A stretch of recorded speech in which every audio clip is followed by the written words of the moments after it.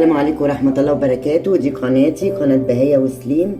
النهاردة هعمل لكم حاجة جميلة جدا، طعمها تحفة وسهلة وبسيطة. هعمل لكم لحمة بالبصل في الفرن. يلا نشوف المقادير. بمقادير طاجن اللحمة بالبصل. عندنا كيلو لحمة، عندنا فلفل ألوان اختياري، عايزه حطي بس لازم تحطي فلفل الوان بيديله طعم وريحه جميله. عندنا 4 بصلات كبار او 5 حسب برضه ما انت بتحبي، 4 أو 5. وعندك التوابل، فلفل اسود وزعتر وملح فقط لا غير.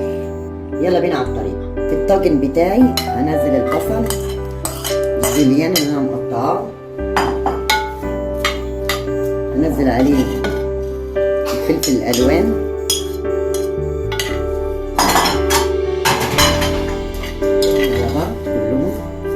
هحط غير ايه ملح، يتحط في الاخر خالص لما اللحمه تستوي.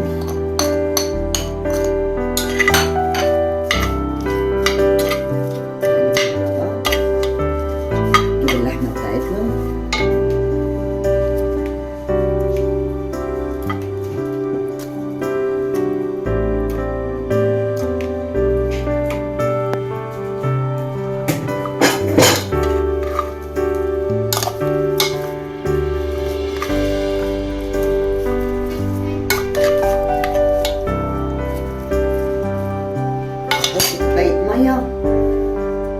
او كوبايتين، تدخليه الفرن، تحطي كوبايه ميه وتدخليه الفرن.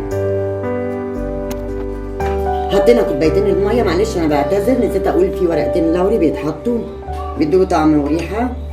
وعندك زيت تحطي، عندك سمنه بلدي تحطي براحتك، معلقه كبيره بتحطيها،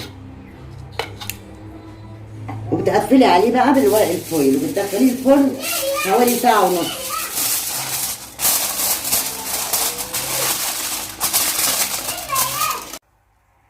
وده حبايبي الطاجن بتاعي بعد ما اخد معايا في الفرن ساعة ونص.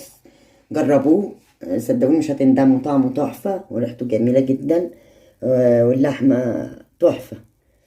إذا عجبكم الفيديو بتاعي ما تنسوش تعملوا لي اشتراك وتدوسوا على الجرس عشان يوصلكوا كل جديد، ولايكات. والسلام عليكم ورحمة الله وبركاته. مع السلامة، باي باي.